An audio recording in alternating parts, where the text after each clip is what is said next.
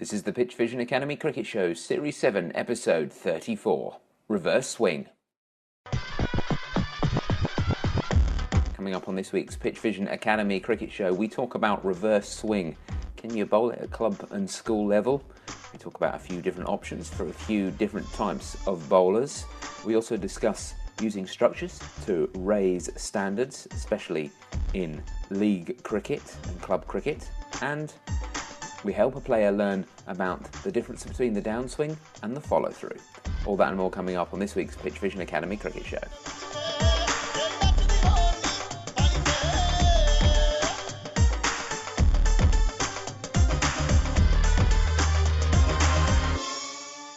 Welcome to the PitchVision Academy Cricket Show, your guide, of course, to better cricket. That's whether you are a player or whether you are a coach. We're going to spend about an hour or so talking about the world's greatest game and hopefully helping you somewhere along the way. So who are we? Well, my name's David Hinchliffe. I look after things here. And joining me on the line is the Director of Cricket Coaching at Millfield School. It's Mark Garaway. Hello, Garas. How are you? I'm all good, thank you very much. Yeah, very good. We just had our end of season players meeting. It's always good fun. You know, people get to talk about things that went well and talk about things that didn't quite go so well and move forward with a positive mindset into the next season. And, it's a perfect time to do it, of course, this time of year while it's still fresh in the mind. Yeah, it certainly is, and it draws a line under 1 year and starts people projecting to the following year as well. You know, in some cases you might have a new captain or a different leader or whatever the case may be, and as you say, some of those views that have been expressed will help you build something for the winter and then into next summer. Yeah, and I've been experimenting this year with having meetings one-to-one with guys as well to ask them their thoughts. And that's been interesting as well, to get people's views and opinions, not only on what they want to do going forward, but also on the general feeling around the club and how that feeds into all the different areas, from the leadership through to the social side and all the rest of it. It's amazing how you ask 5 people the same question and you get 6 different opinions, don't you? Well, you do if you give it in a one-to-one fashion. You don't always get that when, of course, you have a thing like a meeting, because often it's the noisiest ones or the most opinionated ones who will put their opinion out there a bit earlier than the other guys. But having those one-to-ones with all of the players, you get the individual view, and often you find that there's a few collective things in there, but sometimes there's an absolute gem, isn't there, from somebody you wouldn't normally hear from, and that can be the thing that really kickstarts everything for the following year. And one of the things actually we talked about was changes to the league structure that they're planning, and nothing's been decided yet. But that combined with something I noticed recently has got me thinking about the way that structures influence standards. So the thing that caught my eye in the news was that Yorkshire have experimented with a new club cricket structure this year, and they've changed the way that they've done things for many years previously. And the talk around that is to try and raise standards. So I know, Garas, that you've got some experience with this, with how structures influence standards. So where do you stand on this idea of changing structures with the aim of improving standards at whatever level that you're at? Well, I'm a big fan of that happening, as long as it is balanced with really making sure that the appropriate opportunities are given to cricket clubs and cricketers at the appropriate level. And I think that's what the Yorkshire Cricket Board and all of their work and their research have actually achieved there. Because whilst, yes, it will raise standards, what they're also doing is that they're putting in a level of cricket, and importantly a length of the day, really, which is appropriate for each user group. And I've talked about user groups a lot on this show, and making sure that the programme and the length of cricket and the format and all of those things are very much geared around the participant user groups, rather than maybe what we just think is the right way of going about cricket. And this is exactly what Yorkshire have done. So yes, I believe that the standard will raise in that top echelon of the game within Yorkshire. I love the playoff idea. I love the way that they're raising the expectations around that. It's fantastic. But more importantly for me, it's being underpinned by the fact that if you aren't in a Premier League club, if your aspirations aren't to spend the whole day competing on a Saturday, then actually there's a level of cricket, there's a format of cricket, there's a level of time spent in a car going to a game, which is really more akin to what you want, rather than being put off by, travelling 2.5 miles to go and get your kick somewhere and then travelling 2.5 hours back, which isn't always everybody's cup of tea. No, that's right. And in fact, that's one of the things that we've been talking about in this part of the world, is what happens on a Sunday and how you attract people to play on a Sunday when Sunday cricket is increasingly difficult to raise teams. And the big talk has been, do they change to a 20-20 format from a 40-over format? And it's interesting to see how, there's the people who say, well, you should play 40-over cricket because it's much closer to Saturday cricket, and, we should be producing players who can move from, if they're playing on a Sunday only, to move into playing on a Saturday in the second 11 or the third 11. And actually, it's no good having that approach if you can't raise a team. You've only got seven on a Sunday because you've decided to play 40-over cricket and nobody wants to travel for 45 minutes on a Sunday. So there isn't a right answer, there isn't a wrong answer, but it's good to have those discussions. There isn't a right answer, that's absolutely right. But going back to the previous point, without cricketers, you can't play cricket. You can't, the game won't continue to thrive. And we've got to try and retain people, haven't we? Retain people in the game, as well as giving people the opportunity to develop upward in a pathway and achieve their individual goals, whatever that may be. And it's a difficult balance, but I think with the more research that we've done, and certainly from the England and Wales Cricket Board's point of view, they've done a huge amount of research into what people want, and given individuals and clubs the opportunity to really voice their views. And now somebody like the Yorkshire Cricket Board, and I think all of the cricket clubs should be looking to try and not necessarily look back on history and this is the way that we've always done it and all of that, but actually go, well, what do people want? How are we going to keep this bloke in the game? How are we going to keep that group of players? How are we going to make sure that the guys, when they get to 15, 16, still play a format of the game for the next 2 or 3 years? Because we know that there's a huge drop-off of that age group.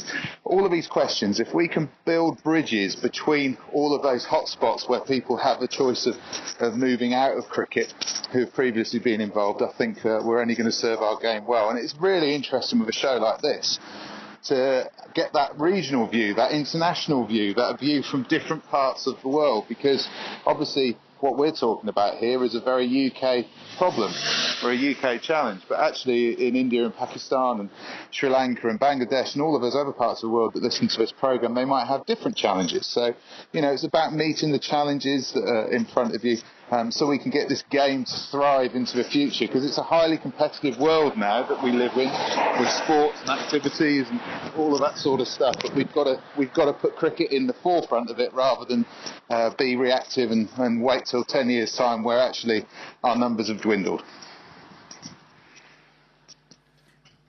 And I guess one thing we don't know is how much keeping someone in the game in a different way will affect the game at a level where it's, I don't want to say taken more seriously, because that's the wrong phrase, but it's played in a more traditional way. If you playing on a Saturday afternoon 50-over cricket, or even moving into the professional game, we don't know what these new ways of doing have influence in the long term, will we? So that's going to be interesting to see what happens there, and to see if there's sometime in the future someone who, like say in India, who was playing gully cricket or playing tennis ball cricket, and he came to the more traditional game late, and suddenly found himself playing Ranji Trophy and then moving into the India team all within about 3 years. You hear those stories, don't you? I wonder if those stories will be reflected in other parts of the world where different formats are coming through.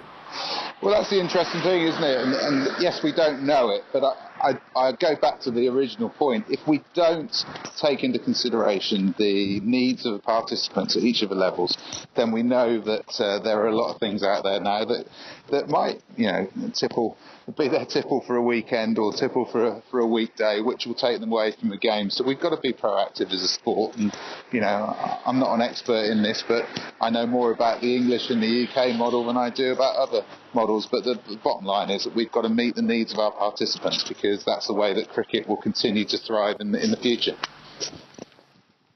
Okay, let's wrap up this section with the yes/no round. That's 3 questions that can only be answered yes or no, Garas, no matter how much more that you want to say. So just you this week. No Labours this week, but don't worry, he'll be back soon.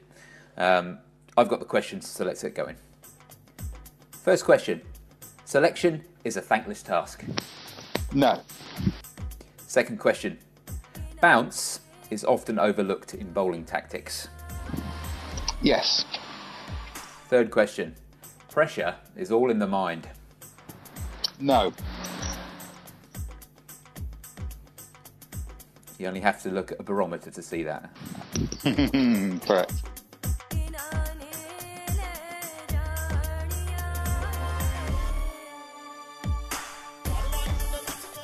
And now we move into the questions part of the show, where we reach into the virtual mailbag and we pick out a couple of questions that have caught our eye this week.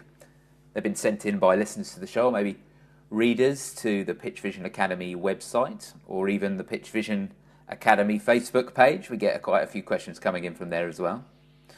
Regardless of where they come from, we answer those questions and then we pick a winner of the prize from the best question of the week. And we'll talk about that at the end of the show, although you can send in your questions to us by emailing coach@pitchvision.com. And the first person who sent in a question this week is Vicky Warren. And Vicky Warren has a simple question. How do I bowl reverse swing perfectly?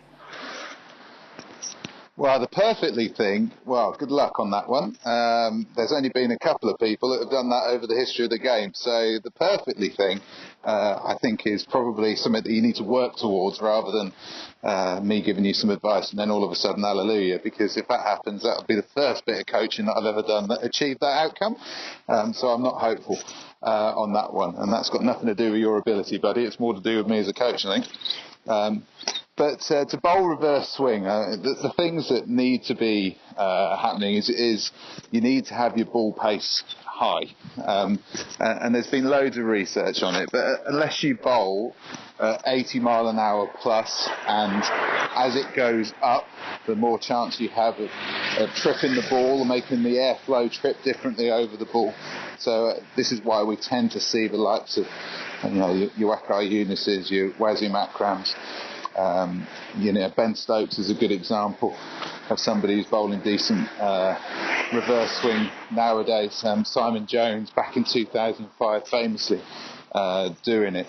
Ball pace is really important. So there are a load of things that can help with ball pace that we talked about a heap. Getting those key indicators in place that we talked about. Long delivery stride, fast run up, having a delay in the bowling arm, to name but 3. The strength and conditioning, which can support you to make sure that your legs can withstand the ground forces, and then use those ground forces to throw your energy up the kinetic chain into the back of the ball ultimately. All of those things are really good and really important when we come to ball velocity. So the higher the ball velocity, the more chance you have of being able to achieve reverse swing. The second thing, and again we've talked about this heaps as well, is that having the ball in a good condition, because if the ball's not in an appropriate condition to create the aerodynamic conditions that the air can do what it needs to do to make that ball swing, then you're not going to make that ball swing. So again, I go back to the sort of education that I've had around this, which has come largely from the subcontinent, from the likes of Chaminda Vas and Jaya Surya and Mushtaq Ahmed, talking about how the way that Wakar and Wasim did it. Getting the ball in a condition that one side has a dome, a really shiny dome on it, on one side of the ball, 50p piece or a £2 coin in English terms, but your bigger coins basically around the world on the top of that ball, with that ball being smooth on that side, but definitely the dome of it being shiny. And then the other side, can be in pretty much whatever condition that it wants to be, by releasing that ball with the appropriate seam angle, which again, they've done research on and said that the seam angle needs to be this and needs to be that. But I think the more we watch cricket, the more we realise that somebody like Malinga will be able to reverse swing the ball with a slightly different seam angle to some other bowlers that come more over the top. So again, practice. Get your seam angle right, work out what your seam angle you can get it to trip is. But bottom line is pace, seam angle, condition of the ball. If you can get those three things together, then you're going well. But the main limiter in reverse swing for most bowlers is pace. Because there aren't very many bowlers in world cricket and certainly in club cricket around the world that can let go of the ball at 80 mile an hour plus on a good day. So that's the biggest challenge for me, is getting ball velocity up. Now there are occasions, and I'm sure you've heard this many times, Garas, where a player who is clearly not bowling at over 80 miles an hour will come up to you and say, do you know what, I was holding it for an away swinger and it just ducked in. Was that reverse swing? And I never quite know what to say. I never quite know what to say to those guys, because they're convinced that it happened. So what's going on there? Do we know? Yeah, and we've seen that as well, and we see that in sidearms. But I suppose the difference between it, to me, back in the day, and I'm talking 10 years ago, we used to talk about that as being contrast swing. So it would basically do the opposite of the ball, but it wouldn't do it quite so quickly and quite so late. And I think when we go back to watching the real best reverse swing bowlers over the history of the game, we've seen that ball duck incredibly late, either way. Whereas with those examples that you've just talked to me about, yes, the ball might have swung the other way, but it's tend to go a bit earlier, which means that the batter can line it up a little bit easier, because they're seeing it starting to do something in the opposite direction earlier in the ball's journey. So, the ball can do that, because ultimately it's a funny thing, isn't it? A cricket ball, and it's got a mind of its own at times. But bottom line is, proper reverse swing generally happens pretty late, which is why it's so dangerous. It generally happens at high ball speeds, and I would call it contrast swing, because that's what I'm used to it being called back in the day, but it might have another name that other people want to attribute to it. But the bottom line is the ball's going to go a little bit earlier, and it's still going the opposite direction than you maybe have thought initially, but you've got more of a chance of being able to deal with it because of the ball pace, and also because it goes earlier on its journey. Now, is it one of those things that players, if a player finds that it's happening with him, carry on? But is it something that if someone thinks, well, actually, I can't bowl an orthodox in-swinger, I would like to do a contrast in-swinger or a away swinger, whatever it is that something you think you can work on, or is that just one of the things that just happens? Yeah, I think you can work on it, but you've got to find out what the ball condition is for that to happen. And that's a skill in itself, and this is why we talk about playing around with cricket balls in net sessions, isn't it, and trying to get them into different conditions to see what the reaction is. And you might find that somebody can recreate that ball condition on a more regular basis and get a consistent response. But there's no doubt in my mind that the Wasim Akrams and the Imran Khans and all of those guys spent almost as much time looking after a cricket ball and getting it into a certain condition, and maybe sitting at home on the sofa shining up a ball in a certain way and then bowling with it the next day to see what they needed to do to get that in condition. And I think we can do that in club cricket, can't we? If you give somebody a cricket ball, a brand new cricket ball, you can get them to swing it away, and then about 5 weeks later that ball will be in a different condition, and as a result of that, it's their job to try and get it into a position where the ball can do something different to cause problems to a batter. That's how the best players in the world, the best bowlers in the world started doing it, and I think it's a really good example of how we can do it in club cricket and school cricket too.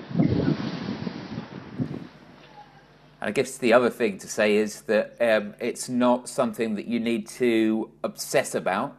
It doesn't matter how you're getting the ball to swing, especially if you're coming up, you're a younger player, maybe you haven't got the same pace as the top guy yet, maybe you will do one day. The key, as you say, Gareth, is not only being able to look after the ball, but the key is to experiment and to know what makes the ball swing for you or seem for you, rather than what you've heard someone else say. Without a shadow of a doubt, and I think the more grasp you have over what your skill set is and what you need to do through experimentation, the more successful you're going to be. And however good your coach is, when you're bowling out in the middle, unless he's got video cameras that are panning in on the release position and all of that, which not many coaches have got on a day-to-day basis, and not many coaches choose to have on a day-to-day basis either, then the best coach that you can ever have is yourself, isn't it? Because you're the only one that can actually make the difference out in the middle in that moment that you're in with that particular cricket ball. So the more adept you get at that, and the less reliant you are on other people to try and teach you that, the more likely you are to make fantastic decisions out in the middle and execute your skills. Okay, moving on. Next question is from Mike. Mike says, recently you talked about hitting on the downswing, not the follow-through. So what drills and feedback would you recommend for a player who struggles with this? Also, does this tip change when hitting over the top, and how do you practice that? So hitting on the downswing, not the follow-through, Garas, maybe you could give us a quick summary of what that is, and then we can go into more of the nitty-gritty. Well, it's something that I picked up from Gary Kirsten, actually, after working alongside of him, so I'm certainly not going to take the credit for it. I just thought that it was a really interesting way of organising your language to elicit a clear picture in somebody's head of what they're trying to do, and obviously this relates into playing the ball late. So if you're hitting the ball on your follow-through, then you can imagine that you're reaching for the ball. You're also decelerating, because that's what the follow-through does for us in batting. As soon as we've made contact with the ball and we're in our follow-through, that's our deceleration phase. So the idea of trying to hit the ball hard whilst we're decelerating is probably not a wise one. So it was his way of using his language to basically say the same thing, but in a probably more effective way I've experienced now, of playing the ball late and really making sure that you're accelerating through your downswing when you're driving, in particular off the front foot. So that's where it all stemmed from. In terms of drills, I think having bobble feeds really is a great starting point, and people often turn their nose up at hitting tennis balls and often turn their nose up at having underarm feeds because they don't see the relevance of it. But the bottom line is, if you want to go from hitting the ball out in front of you and hitting the ball on your follow-through rather than on your downswing, then a great starting point is bobble feeds, because it puts it at a pace which is something that you can control. It's not a difficult task, but it means that you can build up your repeatability of doing that in a fairly controlled fashion. And also, with a tennis ball, if you get it wrong, then the tennis ball reacts in a way where it's obvious that you've got it wrong.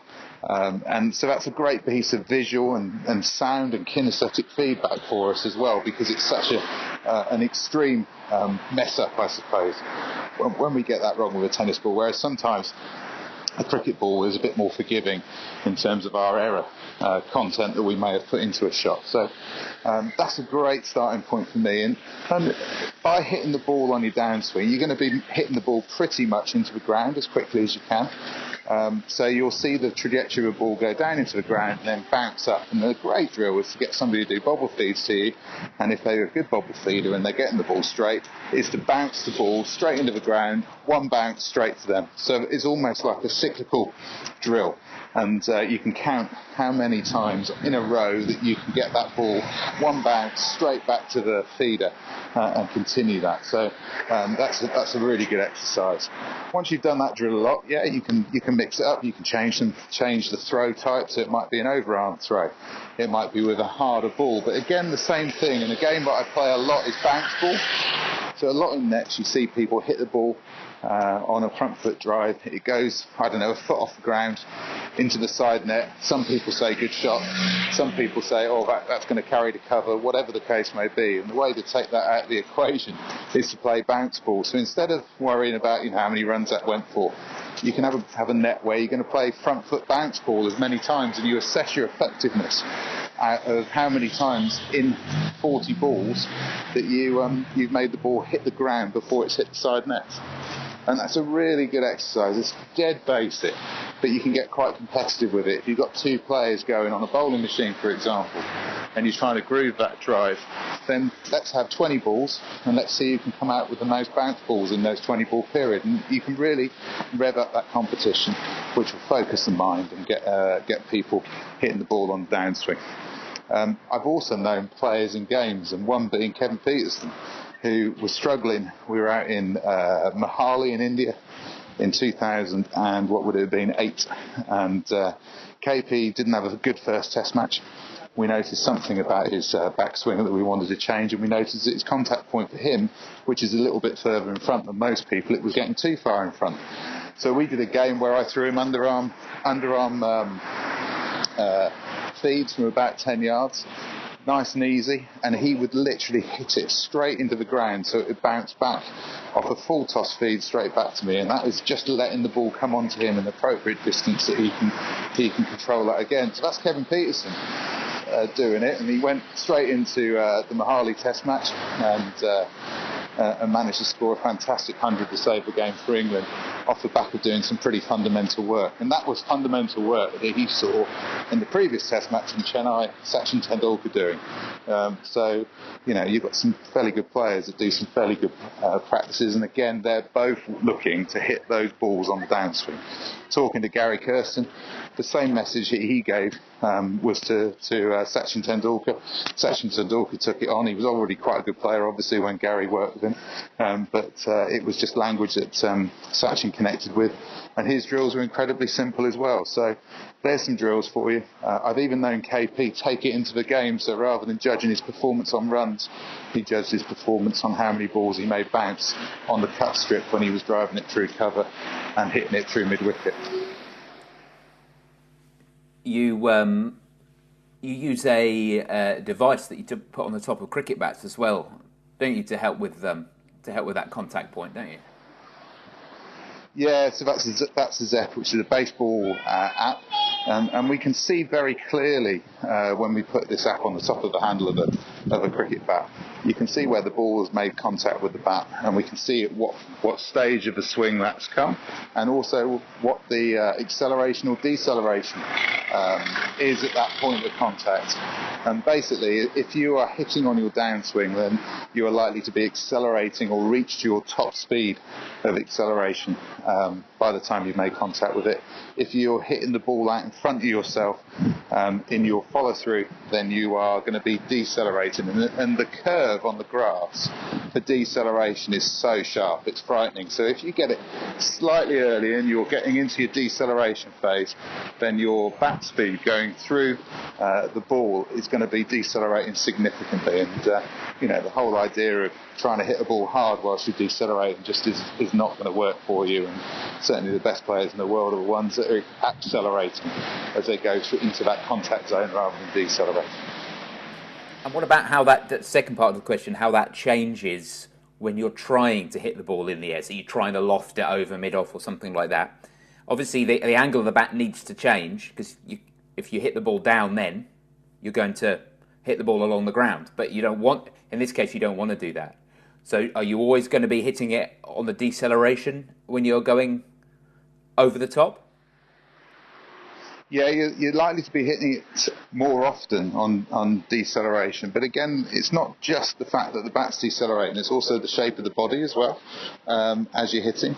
And as we see with a lot of players, when they're trying to hit the ball over the top, when they're trying to loft the ball over the top, when they're trying to hit the ball for six, their body position and their weight distribution is slightly different to what we would see in a conventional cover drive, for example, or a conventional straight drive. So we've only got to look at some of the power hitting stuff nowadays that the guys are beginning to do massively in 2020 and 50 over cricket, to know that as they're making contact with the ball, when they're hitting the ball over the top, that their weight distribution is slightly different to that sort of everything over the top of front foot when you drive. So it's not so much that the bat's always decelerating into that contact zone.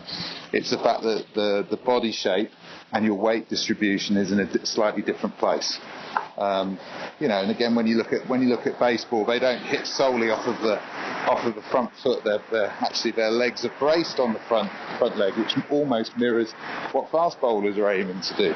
And that's because that's getting optimal transfer of the momentum up the kinetic chain into the hands and into the back of the ball. When we have that nice braced front leg, we've got that good stable base, so all of that momentum is transferred from the lower half of the body to the top half. So yeah, it's not just about the deceleration. Occasionally you will get that, but the other thing that we're seeing nowadays is six hitting is becoming a flatter arc than a looped arc, and again, that's because our sort of perception and our understanding of what we're trying to do when we're hitting the ball large is different now. You know, I remember playing years ago, and the aim of hitting a six was to get the ball up in the air, wasn't it? Well, nowadays people are literally hitting sixes that are just about clearing extra cover or mid-off and carrying all the way, and that's down to bats, it's down to physicality, it's down to the fact that the ceiling of what is out there is completely different. So, you know, in years gone by, a big six, and if I remember back to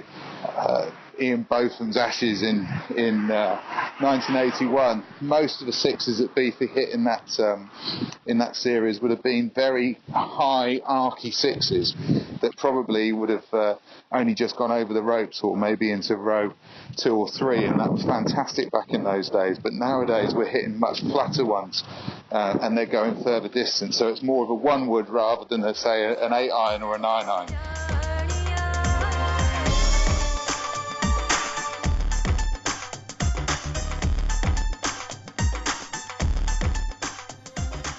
And that is the end of the show for another week. Before we leave, we are going to decide on the winner of the competition. Of course, the best question of the week wins the prize of the online coaching course from PitchVision Academy at pitchvision.com. And the 2 questions on offer this week were Vicky Warren's question about reverse swing and Mike's question about hitting the ball on the downswing, especially if you're doing it in the air. Which one did you prefer this week, Garas? Well, two great questions. I thought the reverse swing one was fantastic, and I suppose go out there, get the ball in different conditions and see what you can find, just like those pioneers of reverse swing did in Pakistan. But Mike's question, I think, is a great one. Hitting the ball in the downswing's really important. It's something that has really helped me in terms of getting my message across to players. So I've always thought that, you know, hitting the ball late is a great idea for most players that I work with. But it's just given me a different way of going about it, a different language to go about it, which seems to be connecting more than the previous. Yeah, I've started using it too, and it's funny how often you, with a very simple cue, someone can make an almost instant change. Whereas if you say something like hit the ball under the eyes, it doesn't necessarily connect as quickly, and it takes the people a bit longer to get what you're trying to say. But if you say hit the ball on the downswing, trying to hit the ball into the ground, along the ground, people seem to connect with that. A lot more people seem to connect with that. So, yeah, it was a good question. Now, Garas, if someone was listening to the show and they were thinking they would like to have their chance to win the prize and also get their question answered, how can they get in touch with us? They could give us a call on 0203 239 7543 or drop us an email on coach@pitchvision.com. That's correct. Social media is also around for us. Our Facebook is facebook.com/pitchvisionacademy, and our Twitter is @pitchvisionacad. You can listen to the show every week if you want to do that by subscribing. It's free, comes out every Friday. Go to your favourite podcast app, do a search for PitchVision Academy, tap or click on the subscribe link, and you'll get that delivered to you for free every single week. And if you want to get the show notes, stream the show, download it directly onto your computer or other device, you can do that at the PitchVision website. Go to pitchvision.com/academy and click on the podcast link for all the details for all the shows going right back to the beginning. That's all for this week. We hope you listen next week, but until then, have a good week. Cheers, Garas. Cheers, fella.